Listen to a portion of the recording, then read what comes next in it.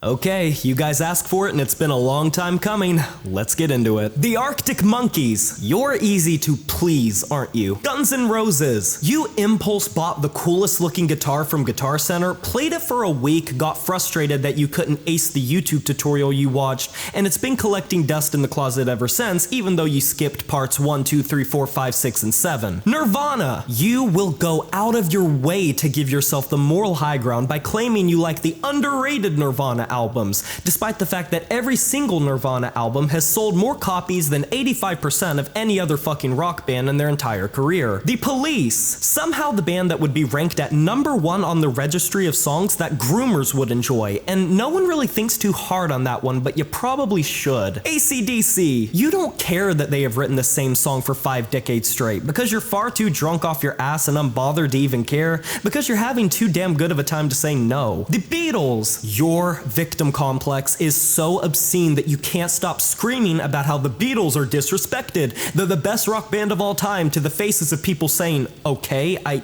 don't disagree, dude. Rush literally sucked the dick of Yes, looked at the entire British prog scene and said, hey, we can do it too, but even better, and no one batted a fucking eye. The White Stripes. You don't care how basic of a guitarist Jack White is. You will still eat his riffs up like they're the greatest and most innovative sound pieces your brittle edgy ass will ever hear. The Strokes. Okay, so here's the list, guys. So we need Lou Reed minus the creativity, Pearl Jam minus the riffs, punk music minus the attitude, and new wave minus the aesthetic, and you got yourself the Strokes, ladies and gentlemen. 9 Inch Nails. No amount of gaslighting is ever going to convince anyone you are not at least a tad bit fucked up in the head. You were the guy rooting for the Joker in The Dark Knight. Radiohead. You know the saying that if you put clothes away for 20 years, they come back in style? Well, I think radio fans have been called pretentious and overzealous long enough that it's balanced out and now they're just chill. The Velvet Underground. Everyone can argue about what and who, influence, whatever, but you get to smile happily and go to your grave knowing that your favorite band was literally proto-fucking everything. Pink Floyd. No matter which Pink Floyd album you state as your favorite, you will still inevitably somehow come across more baked sounding talking about it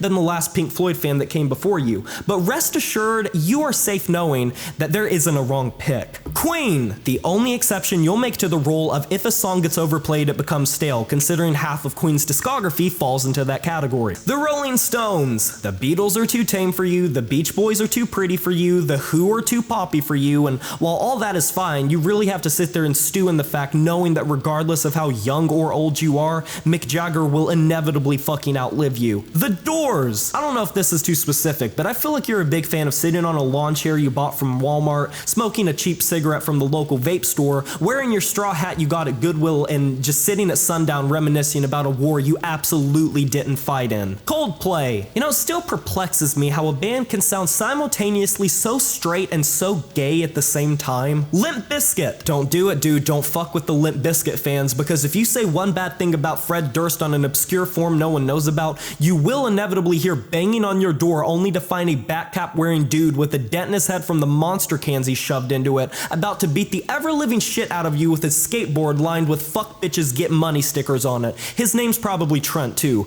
Hi Trent. Creed. The exception band for diehard atheists. I see you. The Killers. You cannot begin to physically comprehend, nor even relate, dare I say, to how much this band means to diehard fans of them if you were not born between the years of 1995 and 2008. You're just gonna have to trust me on this one. Talking Heads. You are 100% the guy at the party that no one wants to talk to and everyone goes out of their way to stay the fuck away from. I guarantee it. Journey. You are the main character of your story and you're not gonna let anyone tell you otherwise. Weezer. It doesn't matter how toxic, abusive, gross, disgusting, perverted, and downright creepy you were to your girlfriend, you will always blame the failed relationship on her. My Chemical Romance. You have more tattoos than your average person, and I'm not talking about the kind that you get from a tattoo parlor. Aerosmith. Steven Tyler can consistently hit notes that are only achievable by a human male if you had a javelin thrown directly to pierce through your nutsack and drive them up into your stomach, and you will still somehow find a way to think that he is the most manly, testosterone-filled beast you have ever witnessed in your entire life. And you know what?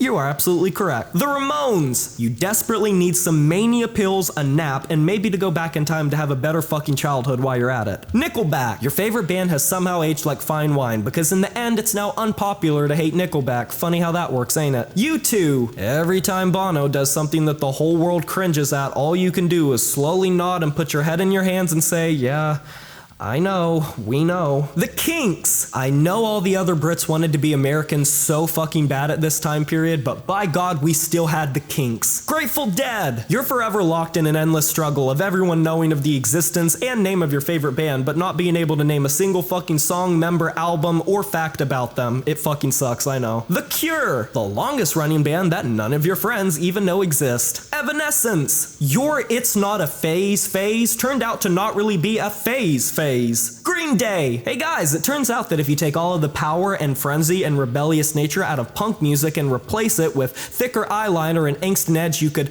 cut a hole in your finger with, you have a winning formula for the masses. The Sex Pistols! You are so happy knowing that your favorite band influenced more bands in the span of nearly 3 years than the vast majority of punk bands could even fucking wish for in their entire career. Blink-182! It doesn't even matter to you that the vast majority of their biggest and best written songs have basic annoying song structure still, because let's be real here, you absolutely came in your pants at the announcement of their reunion, and Travis Barker carries this band on his fucking back when he's not carrying subpar rappers on his back already. Fall Out Boy! Most emo and pop punk bands have 1, 2, maybe 3 if we're stretching at singles at their peak that really popped with people, but somehow Fall Out Boy managed to churn out banger after fucking banger until they decided to just become slightly above average Imagine Dragons in their old age. Lynyrd Skynyrd! I know what all of you are waiting for me to say, and yes, I know it's low-hanging fruit, so I'm just gonna say it. The only free bird that's taking flight is your dick flying out of your pants at Cousin Becky at the family barbecue. There. You happy? The Smashing Pumpkins! Your IQ is past the known human levels of understanding, and the metaphysical questions that you pontificate upon are not only tantalizing, but the laws of the universe simply do not apply to you, as you have transcended the boundaries of our own intelligence, passing through the annals of time and the labyrinths at your will, hearkening back to the days prior to our existences.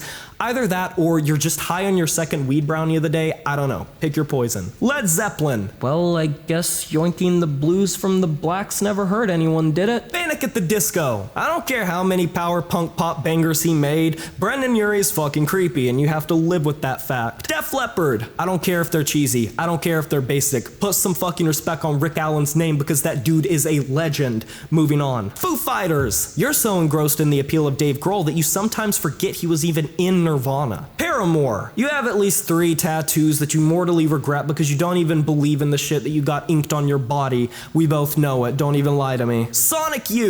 You live, breathe, eat, and shit the 1990s, and you literally refuse to shut the ever-living fuck up about it. 3 Doors Down. Alright. Dilute the grunge formula and take away any of the edge. I promise the Y2K kids are gonna love it. Genesis. You practically jump out of your chair the second someone mentions being a fan of Peter Gabriel or Phil Collins, eagerly waiting to say the same line you have been saying your whole entire fucking life. Okay, their solo works are fine, but have you heard of Genesis? The Beastie Boys. You hear people say Rage Against the Machine were the first to be hyper-political in music to such a degree, that Eminem was the first to make rap edgy, taking it into untamed territories like never before seen, and Limp Bizkit were the first to merge rap and rock in such a naughty way, and you're just sitting up against a wall with your arms crossed going, Red Hot Chili Peppers. There's no in between. It's one or the other. You're either a bass player that nuts to the sound of their bass lines, or you're someone who knows jack fucking shit about bass lines and still not because you act like you know what's going on and it just sounds cool regardless. Fleetwood Mac. You